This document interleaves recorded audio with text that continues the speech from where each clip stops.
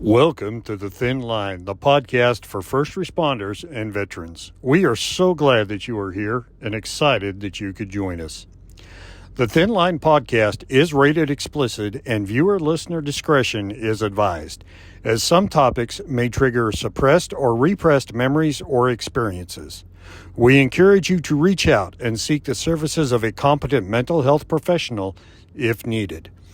Please take care of yourself and take care of those around you who may also be enjoying the Thin Line podcast. The views expressed on the Thin Line are unique to the speaker's personal experiences and circumstances and do not reflect the views of any specific broadcast media or platform or any specific agency. But for now, just relax, take a deep breath, and connect to this episode of the Thin Line.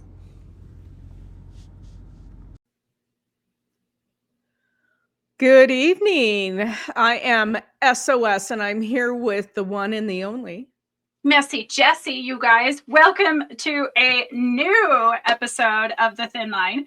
I am super excited because I have two people who are near and dear to my heart on here.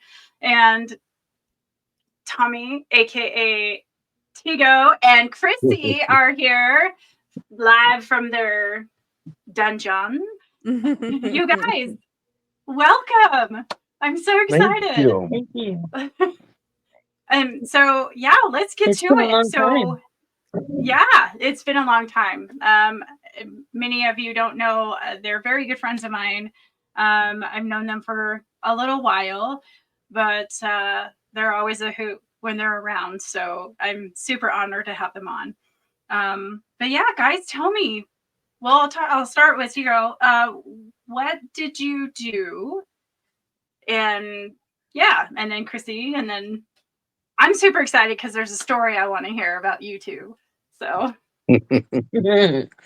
I was a paramedic for close to 13 years, both in Texas and Idaho. So I had a little bit different background than some of the other people that I might have ran across up here. Where at in Texas? Temple. Oh, okay. I know Temple. Yeah. I was in West Texas for several years and yeah. Oh, I'm so sorry. Yeah, I know. That's exactly how I feel. So no sorry. offense to anybody who loves Texas, but West Texas was not my favorite. So No, is everything West truly Texas bigger is in awful. Texas? I'm sorry, what, Jessie? I said, is truly everything bigger in Texas? I mean, really? I'm not answering that on the grounds it could incriminate me. But the rattlesnakes are definitely bigger. That's what I meant. What, margaritas, are they bigger? Oh gosh. Yeah, okay. Anyway, moving on. And Krissy, what did you do? I was a paramedic for 10 years. Was my last job in Texas. And Oh wow. that's where I met Tommy. And he brought me up here to see around, to look around Mhm. and meet his family. And that's how we ended up here. Oh wow, that's awesome. So tell me about your guys' how you met. This is the most, I think, the coolest story ever. You can go. It's up to you. No, you did this. You did this. It's true. When we were in Texas, I was her EMT at first. And then as I progressed, I stayed on the truck and we started dating. And then about the time that we were both running medics, we lived together. And we came up here, like she said. I came up in June and she texted me and said, "Why are we living in Texas still?" So we came and visited in September, moved up here in the middle of October, and have been up here ever since. I bet that was a different change for weather for her. Yo, boy. Definitely. And when I got up here, I loved it. And I still like it, but this year we didn't get a lot of snow. And so that's why I'm still happy that I'm living in Idaho. The snow has gotten on my nerves. Oh my gosh, girl, I'm telling you what. This is state number 12 that I've lived in, and I've lived like all over the country. I love the South. The South is my favorite, like Tennessee, Kentucky, that's where. But the cold here is just crushing me. I hate it. Yeah. So it's horrible. Yeah, it is terrible. I'm out feeding livestock and cleaning stalls, and I have not found a glove yet that will keep my hands from hurting so bad I can barely function. That's awful. Yeah, it's terrible. So, but anyway, we're not here to chat about my miseries. So, it's okay. We're family here, so yeah, right. Yeah, I'm telling you, I'm so excited to have you guys on. So you're our first EMS crew on here. This is so cool. Yeah, awesome. And I have so many questions for you. I have so many questions. So Jesse, do you want to kick it off, or do you want me to get started? What do you want? Well, first of all, like we talk about first responders and, everybody, how did you guys make the relationship work with the different schedules that you were on? Like, what advice would you give people who are in the same situation? Well, up until I took my job working in Idaho, we were on the same schedule. Oh. So that made it super easy, because anytime we picked up overtime, we picked it up on the same truck so that we'd work together. So we made tons of overtime because we didn't mind being at work all the time. Mm-hmm. Did you guys ever have disagreements when you were working together? Not really. No, not at all. The only time we ever had a disagreement was when the exes got involved. Oh. They wanted to poke their nose into business that wasn't theirs. Mm-hmm. And we got an argument over that. When we realized who the culprits were, we took it out on them. Oh, well. Rightfully so. Yeah. So so Tommy, you were a EMT first? I was. Okay. And so Krissy, how long? So was Tommy? I'm not sure I understand, but was he like I don't know how this works in the EMS world. He was like my EMT. What does that mean? But you were in charge. Yes, I was in charge. Has never changed. No, it hasn't. The levels are EMT basic, EMT advanced, and paramedic. And the paramedics can do everything, cardiac, anything you do in an ER, we're doing in the box going 80 miles down the road. Yeah. That is crazy. That's crazy. And Krissy, you're still in the medical field, right? Yes. I'm an anesthesia tech now. Okay. And I get to see what happens after EMS brings them in because I'm in the OR. Mm-hmm. Oh, yeah. Wow. I can't even imagine the stress. And then you guys have we talk about PTSD in the show, about the trauma that you guys deal with so much, and then you're together dealing with it. So how did you decompress at the end of a shift? It was easier because we could talk and the other one knows what we're talking about. Okay. So like when I was working here in Idaho, I'd come home from a bad stretch at work. I worked 48 hours on, then 96 hours off. And sometimes that 48 hours was just pure hell.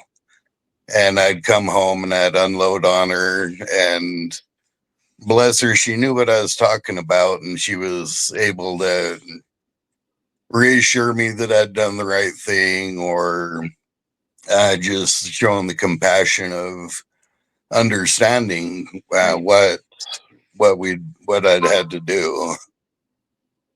For sure. Yeah. What give us an example of some of the funnier calls that you guys responded to. They're not Without funny being too because graphic to get us dinged on YouTube, but what some of the funny things? I was done with paramedic school, but my license was still being processed. And we got dispatched out to an allergic reaction. And now that the statute of limitations is passed, I can tell you this whole story. We get to the door and we talk to this lady, and we're like, well, do you know what you're allergic to? And she's like, yeah, I'm allergic to scrimps. We're like, okay, well, did you eat some? She says, yeah. We're like, well, do you know you're allergic to them? She says, yeah, but they're so yummy. We load her up and we get her in the back of the truck, and I'm getting ready to start an IV on her, which was not in his scope of practice yet. Yeah, I knew how to do it. I was allowed to kind of do it, but just not as an employee instead of a student. And just as I'm getting ready to start, the back of the ambulance flies open, and there stands our medical control doctor, our medical supervisor, and our clinical licensing supervisor. Oh no. And I just kind of smiled like the wolf caught in the hen house and handed her the needle and was like, here you go. And they all get ready for you. Yeah, they all just kind of blankly looked at me like, you expect us to buy this? Like, they bought it. Yeah, I knew you were going to be there. Yeah. Yeah. But she says, I love the scrimps. Scrimps. I love the scrimps. I'm allergic to scrimps too, but I don't love them and I won't eat them. Oh, she did. She loved them enough that she'd eat them and then call 911. Oh, God, it'll kill you. I mean, it will. I had an onion ring once that was deep fried in the same oil that they deep fried their shrimp. I took, it came on a steak. So I just took a bite, not even thinking. And immediately I couldn't breathe. Immediately. And I'm I'm grabbing my EpiPen is always with me. Yeah, you can't do that. Yeah, EpiPens are not my friend. I've tried to stab my husband a few times with one. On purpose? Because he needed it? Allegedly. Okay. So and I'm sure you've run the gamut on every kind of serious call that there is. Oh yeah. The kids are the hardest. Yeah, I can imagine. Yeah. Because no matter where I was in the timeline, I always saw my children. And it just it was awful. Yeah. Did you ever get in a situation where, you know how people are being set up now? I don't know what it was like then, but first responders are being set up where they're luring you guys into a situation that's not good for your safety. Did that ever happen to you? Oh yeah. Him, yes, me, no. What happened, Tommy? It happened with me as a baby medic in Texas. I was working a satellite station way out in the middle of nowhere, and I got called out to some place that was even further out in the middle of nowhere and dark. And the further we got out there, I knew we were driving out there to get robbed. Oh. So we turned around and drove back out trying to get away before anything could happen. But I've had not really a riot, but a civil disobedience demonstration that they took my monitor, my drug bag, my gurney, and destroyed them all over the road. Jeez. Oh my That gosh, was how kind did of you handle intense that? as we were pulling. It was kind of crazy. 'Cause as we were pulling into the address for the call, we saw a police car driving the opposite way. I'm like, huh, You're that's like, weird. Maybe they must have cleared the scene and now we're just going to go in. So we go walking in. And as we're walking in, we see this group of people coming up. And the closer they get, the more they look like they're mad and they're starting to yell stuff at us. Go away. Sorry, our cat's trying to come That's join okay. us. The closer they got, the more they made it evident that they weren't impressed with us. So we left all of our gear and jumped in the ambulance and took off. And when we came back, it was all strewn all over the road. But they had us off scene for probably an hour while they waited for things to de-escalate. Wow. At the time, it didn't really bother me. I thought it was pretty cool. But I was, like I said, I was a baby medic, so I thought everything was really cool. You're like, yeah, live on the edge. Well, considering the amount of drugs that are on an ambulance, it would be scary in some places to be on that crew. Oh yeah. For fear So of we somebody carried shooting all you of to get the the drugs. we Uh-huh. carried all the narcotics on our Right. in our pockets. Oh, So yeah, but like still. all of the ones they stole were, if you took them when you weren't supposed to, they'd do more harm than good. So if they would have tried using any of them, we would have found out who it was pretty quick. Okay. So I think it was somebody knowing what they were looking for and not finding what they were after. It'd be pretty funny if all they stole was saline. Saline and Yeah. paralytics. Yeah. Yeah. Maybe that'd be funny. X-lax in a, Oh, yeah. Oh, look at that. We'll just follow the trail of poo. We'll find out. Yeah.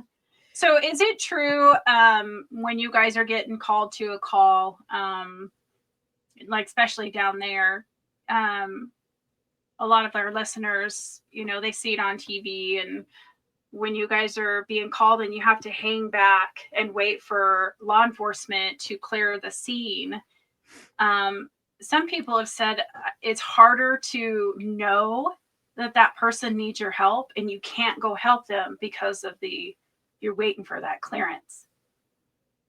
I was bad about waiting for him to clear the scene for me. Mm-hmm. I'm 6'4", 270 pounds. It's gonna take somebody big to hold me down and hurt me. Mm-hmm. So we were a little bit More brazen. We were a little more brazen to go in just because, and I knew most of the law enforcement. Yeah. And knew that they would be there pretty relatively quickly. Yeah. So they're the ones that I did wait back on. It was harder. Like you said, knowing what I could be up there doing or what I should be doing while I'm waiting. Yeah. In Texas, I was horrible about jumping calls.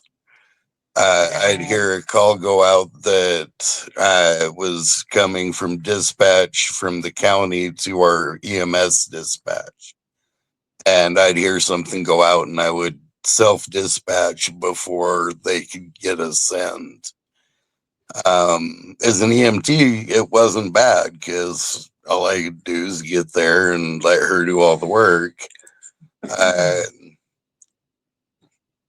Once I started kind of taken on more of a leadership role. I stopped finding the comic value in it. You're like, maybe I shouldn't have done that. I don't know. Yeah, because my EMTs would do the same thing, and it would absolutely drive me nuts. That's to get. Karma comes back around, doesn't she? Yes, she does. So, Krissy, do you have like an inspiring story of some of your calls down in Texas? Like, can you think of one that inspired you that I am doing something meaningful? Is that our bicycle kid? Mm-hmm. Yeah. Me and Tommy were partners this night, and this was one that he jumped, which I'm glad he did, because honestly, we were closer. But it came out as two down and one with a gunshot. So we get there, and I find out that the dad killed the mom, then shot the boy, and then turned the gun on himself. Well, the little boy was still alive. Oh my He had been gosh. in there for 3 days with 2 dead people. Oh my God. And the cops had him on the couch sitting, and I walked in, I grabbed him, we ran down the stairs and got in the back of the truck. My supervisor and another paramedic were there also, and they wanted me to take his airway and paralyze him and tube him because he has a gunshot wound to the head. And this little boy is talking to me. He is fine. And I asked him, I said, "What do you want for Christmas?" And he said he wanted a red bike. And I said, "Okay." And he's still talking to me, and I've still got these 2 mockingbirds over there wanting me to tube him. And Tommy is driving as fast as he can because I'm not fixing to tube this kid that's talking to me. Mhm. Yeah. So we get him to the hospital. They they rush him off, take him wherever he's going, and we checked in on him later, and they said he was doing fine. He was up in ICU, and I asked what number, and they told me. And so me and Tommy got off at 9 o'clock. At 9 o'clock, and we went to Walmart and we bought this baby boy. He was 5. Hmm. And we bought him the prettiest red bike I've ever seen in my life, and got him a helmet and a big red bow and put it on there. And we took it up to the ICU, and they said that he was sleeping. I said, "That's fine." I said, "When he wakes up, you give this to him." They did, and he was the happiest little boy running through that ICU on his bike. Oh. They called his grandpa, who lived down in Houston, to come get him, and he made good time. But he picked the boy up and took him back with him to Houston, and the little boy got to take his bike. No. And so, Have but you I guys? have a picture of that bike, and it comes up Aw. every now and then. Next time it comes up, Jesse, I'll send it to you. Yeah, that'd be great. It's Wow. just amazing that you guys did that for that little boy, for the tragedy that he's dealt with. It's like you guys have to deal with tragedy all the time, and this little boy shouldn't have. And you guys turned that into a positive thing for him. And that is super amazing. So thank you for doing that. That's amazing. Thank you. I can't even imagine the amount of, I mean, what you guys have to deal with, what you have to deal with walking in on a scene like that, right? I mean, Yeah. I don't think people understand. And I was doing some reading before the show on some of the changes that happen in our brains when in response to trauma and PTSD. Mm-hmm. And it's really, really interesting what actually happens, and like physically happens, and Yeah. to your brain, from the, I think it's with the frontal cortex and Yeah. different parts of your brain, and what happens and what starts, some of it starts shrinking in response to trauma that we see on the job. And Hmm. it's really fascinating. And that you guys had each other to work through this stuff, because Yeah. a lot of people don't have that spouse that they feel comfortable Oh, yeah. talking to. Yeah. And that is got to be incredibly hard to not have someone that you feel comfortable enough, or maybe they want to protect their spouse, but I think they need to realize that they need to open up to somebody Yeah. Mhm. Yeah. and talk it through, because there's actual physical changes that happen in the brain because of it. I'm not sure if you knew this part. It can actually cause changes that are passed on from parent to child. I did not. Mhm. Yeah, they're finding that the changes are actually on a cellular and DNA level, that it can be passed from parent to child. That is, It I is have no crazy to idea. me. That is Yeah. bananas when I Mhm. think about, and how so? I'm just curious, because I think about my dad going through what he went through. He joined World War II, saw most of his action in Korea, and just and then he was a cop, and then it was like, how so? Maybe that explains Um, me. No, I'm just I can't remember the exact ways. I just remember at one of the first responder conferences that I went through, they were talking about watching the next generation, because it's passed on through our DNA now. wow. I'm going to read more on that, because that's really quite Yeah, that's interesting. interesting. Yeah. Yeah. I know that like when I was reading before the show, the cortisol hormone, which Mhm. yeah, so that's not necessarily healthy when we start pumping cortisol through our body, right? And that's one of the things that causes the physical reactions in our brain, and the shrinking of, I wanted to say it was like is it called the hippocampus? Mhm. There's Uh-huh. yeah, and there's other changes that it does once you start pumping cortisol out. And that's in stress, right? So when we're in that stressful situation, even stress at work, we're pumping that out. Oh, yeah. Well, Yeah. one of the things about it's, if you live in that high stress and high cortisol zone all the time, it will make it so that when you need to be in that fight or flight position, that you've been so used to the cortisol levels being up that you don't get the same danger response.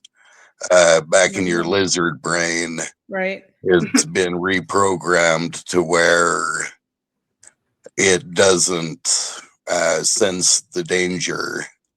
That's not good. That's not good, No. because we need that to stay alive in different situations. I wonder too, is that why when a near miss accident, or even a minor accident, you don't all of a sudden you fall apart 6 hours later when you're at home and your knees get weak, that kind of thing? Is Mhm. that takes a while for your brain to process what just Yeah. happened? Yeah. I think it's amazing how the human brain, or the human body in itself, can actually, survive or be on like an adrenaline to stay alive, because we have to Mm. think back in okay, not for me now, because obviously I'm not in the caveman days. Yeah. But I mean, that's kind of how we lived, Mhm. when we were Nathandrals, or what do you want to call them. We were in Mhm. a constant mode of survival. And Mhm. now it's Mhm. like we're relaxed, and then something happens just in an instant. And it's amazing how your body can go from 0 to 80, and just, and then feel the effects later. So did you guys feel that later, after like a really bad stretch? You guys didn't realize it, and then like 5-6 hours later, you're like, oh my God, I just driving saved home, that you're kid's a life. mess. Yeah. That was one thing I was lucky about when I was working for the fire department, was she was able to stay home with the kids, and if I was having a bad stretch, I could call her, talk about it if it was something that I needed the kids to come up with her to give some loves to get myself recentered. We lived close to the fire hall, so she was able to bring them up pretty easily. Yeah. Sometimes after a bad kid call,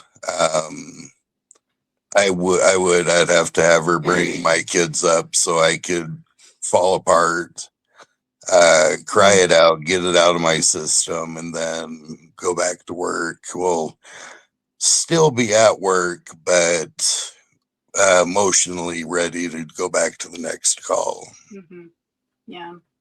Have you taught, like, your kids are older now and they're beautiful, by the way. I see pictures of them all the time. Have you, when they were older, like now, have you guys ever talked to them about like the stresses that you guys were dealing with? Or do you think, or felt like they knew that, oh, dad's having a bad day, Oh, they that maybe we should? absolutely knew. Yeah. They could tell just by the way I got out of the car, and they would judge on, okay, dad got out, he looks like he's been up all night, and they'd leave me alone, let me nap. Or if I came in and I was just cranky, they knew just give me a few hours to decompress and everything would go back to pretty close to normal. Mm-hmm. Yeah. Yeah.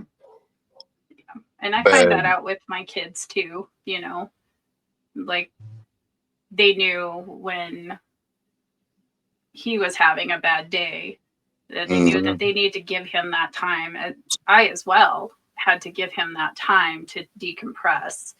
Yep. No questions asked unless he wanted to talk, so I get it. I think back when my mom, because she was a police officer, and hit her with the barrage of everything going on in your life as soon as she got out of the car. And I'm like, I wonder how she didn't just kill us, because God knows what she dealt with. And then as soon as she's out of the car, mom, mom, mom, mom, mom. And it was, she was always so patient, about, I don't know how I couldn't deal with it. I mean, I get home, my donkey starts screaming at me, and I'm like, give me 5 minutes. Yeah, it's crazy. Yeah, that's crazy. I agree. It's just like, there again is the hat that you guys have to wear. You have to be this one side here and one side here and be parents and not say everything's okay, but when do you really decompress and relax? So what is your guys' favorite things to do, even if it is with the kids, or, do you suggest hobbies or some outlet for other first responders? If they've got a hobby, don't lose it, keep doing it. One of the big signs of the depression and everything's losing joy in the things you enjoyed. So having a spouse that knows to watch for that type of stuff is really helpful. Yeah. My favorite thing to do, honestly, is just spend time with my family. I'm homeschooling my son right now. That's a interesting experience. I'm glad he wants to go back to school next year. I don't know math. God bless you. Oh, it's interesting to say the least. Bless our teachers. They're they're more patient than I am. So yeah, I think that's really important. And I'm in a lot of different veteran groups. And and I talk to a lot of different veterans almost every single day. We chat in these groups on Facebook. And some of these guys are really struggling, and women. When I say guys, it's Right. men and Yeah. women, right? But they're really struggling, and I'm like, you guys have got to find hobbies. You have to find groups, somebody you can connect with, whether it's fishing or painting or bowling or something. You have to start making these connections and get out of the house and out of your head. Oh yeah, and I've been there. I'm I've been there. still giant. I'd still talk to all my fire department friends. We do things semi regularly. That helps. If I see something on the news that I know that was in their district, I'll find out. If anybody's needing to talk or anything, just from experience of in Texas, our support network was terrible. You would work a horrible call. You would clear your gurney, put a new sheet on it, and they'd expect you to be back in service. Isn't that crazy? Like there's no support system down there. Like, Yeah, Well, I don't think there's a real good support anywhere. There There's might not. be places that are better than others, but I don't think they expect you to be robotic. Yeah. And that's just go true. from one call to the next, without Yeah. any decompression time. And yeah. I think that's like across the board with anybody who does any kind of response or military or anything like that. Yeah. Like we would have absolutely horrific accidents on our field. I was air traffic control in the Navy. We would Okay. lose somebody, like a plane would go down, and other than a P test that we had to go to just to make sure that we were not at fault, right? Y'all had to P test in the tower and radar, and then it was boom, back on the job. We got planes to talk to, and it's just like, oh, that just happened. As soon as the runway's open, most of our planes didn't go down on the runway; they were somewhere else. But as soon as that happened, the scene is cleared. You're back to the field is open. You're going, and Yeah. you just. So I don't think there were some accidents that I don't think I processed for 10 or 15 years. Yeah. Yeah. There'll be times where I'll be walking or I'll be driving and something will come on TV and I'll just start crying out of nowhere. And I know that's one of the signs that I need to be talking to somebody, and but it just comes from little bitty squares filling up a big box. Yep. And once that box gets full, there's nowhere else for anything to go. I think Yeah. we're all really, really good, whether any kind of response or anything military, anything like that. We're really good at compartmentalizing our lives. Yep. And at some point, that file cabinet opens up, and it's really hard to deal with. You don't know how to deal with it, and you don't know what's wrong. Sometimes your friends are going, "What is going on?" Because and Yeah. you're going, "What? I'm fine." No, you're not fine, because the Mhm. personality changes that can happen with that. And that's what I think it's really critical for our friends, our close friends, to say, "Hey, there's a change. We're concerned." And hopefully that would trigger you to go, "Oh, I maybe need to talk to somebody." Yeah. Yeah, I agree with that. But there's also that stigma too. It's like, oh, like Tommy's a big guy, big buff guy, and who knows if he has feelings, right? It's like that's the whole stigma of it. It's like, I mean, guys don't go talk to counselors. It's a big no-no. You just keep it to yourself or keep it among, whoever was on the call with you, and don't even talk about it then. So yeah, That it's was crazy. one thing that I was really blessed with is my shift captain. I worked under mainly two of them in my time in Idaho. And the first one was really, really good about what was called debriefs. Mm-hmm. We'd talk about, who did what, how'd we do, who could have done better. And it helped knowing that there was acknowledgement from somebody saying that it was, this was a bad call. We need to talk about this. Yeah. And they had critical incident debriefs that they'd have with us and dispatch and law enforcement and helicopter crews. But the problem with those is they generally turned into well, my worst call was worse than your worst call Oh yeah. kind of Yeah, pissing the one-upper. contest. Yeah. Yeah. And so a lot of times interagency, we didn't really participate, mainly because we were kind of policing our own. Mhm. Yeah. And it was a lot easier to open up in front of these 7 guys that knew everything about my life at the time, as Mhm. opposed to somebody that I had crossed paths with for 20 minutes. Wow. That's crazy. Yeah, and I get that, but I think we need to recognize too that talking with the guys that just went through something or understand it because they're doing the same job is really, that's good. But I think making sure that people feel that they're comfortable enough to be able to seek an outsider's perspective, because maybe, like we had David Tovar was our first guest on Mhm. this show, and he was in the Navy, he was EMS, and he was a correctional officer in California. So he's done the full gamut, and now he has a counseling center to help with this stuff. Because he's like, like Jesse said, people are not comfortable with going to a counselor. Well, they might be more comfortable going to a counselor who's done this. Yeah.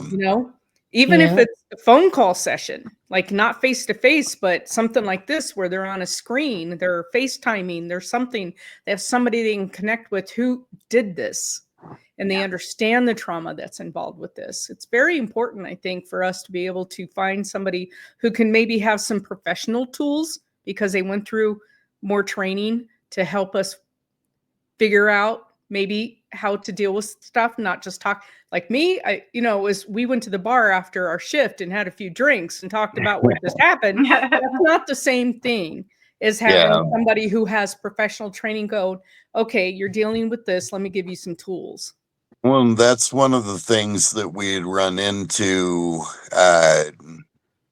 trying to use our EAP program or find a talk therapist locally. Most times we would leave with the therapist in tears. Ugh. Because we would be explaining, Oh, this yeah. is what's wrong with me. I need to talk about this. And they would leave more damaged than we showed up. Yeah. That's and that's trauma for them too. And that's just terrible all the way around. Yeah. I It's think like secondhand trauma, really, if you think Yeah. about it. Yeah.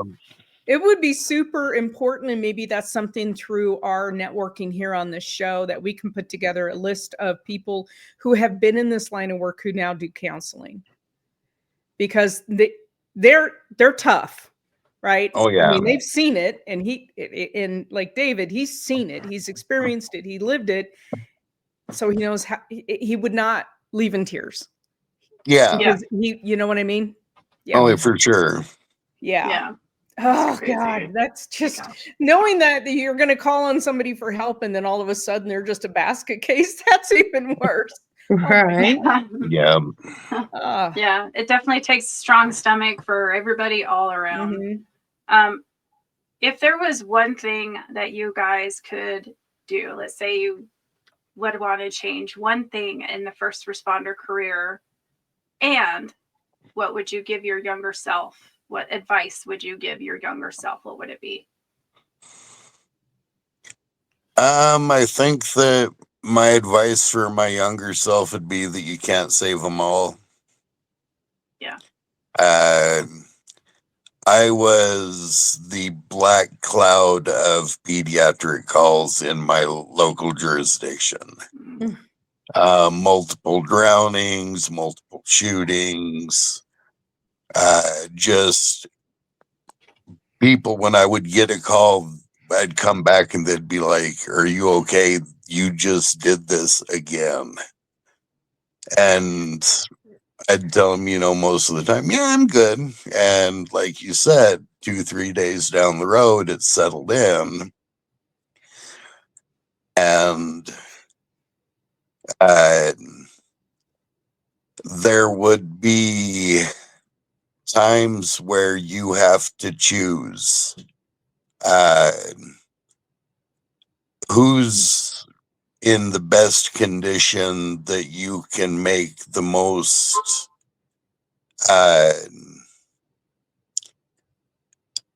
good out of, because you can't save everybody. But that's one of the things that's part of being a paramedic, is you have to be able to make that call. And it might not always be the oldest one that you let perish, or the youngest one gets saved. Yeah. Just when you get a good one, let it carry you for a while, because they're few and far between. Yeah. What about you, Krissy? What is your advice that you would give your younger self? Honestly, I would tell her, don't change a thing. Yeah. Because I wouldn't be here where I am now without the decisions as a teenager, or early on adult. And so, but my whole family was in medical field. I'm in the medical field. It just, my cousins are all in the medical field. Yeah. And I just think it's funny because we really never talked about being in medical and all that. And here we are, doing all that. And so I would tell her, don't change a thing. Yeah. Just keep going with the flow and what you're doing. Yeah. Yeah. So if there's a zombie apocalypse, I know who to bring with me for medical.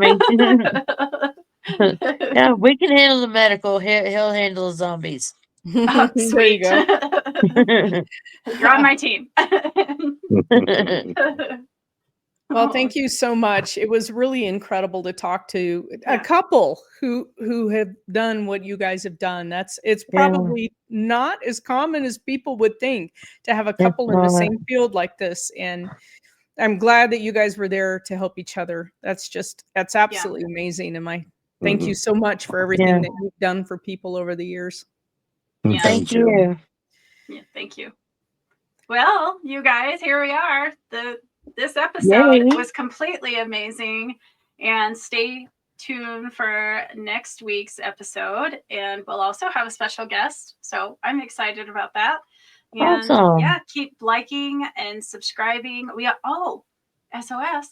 Yeah, we have some news. Are we on listening ear holes now? Spotify? We are. If you want to listen to this show instead of watching on YouTube, we are now on Spotify. I think we're on Apple. We're on all kinds of platforms now. And I was actually working on getting the second episode up on Spotify. That'll go up tonight. So, if you are more of a podcast listener, you can hit us on those platforms, the Thin Line. Yep. Awesome. Exciting. All right, guys. Well, thank you so much for joining us. And we hope that you guys have a good night. Take care of you. Thank you. Nice meeting you.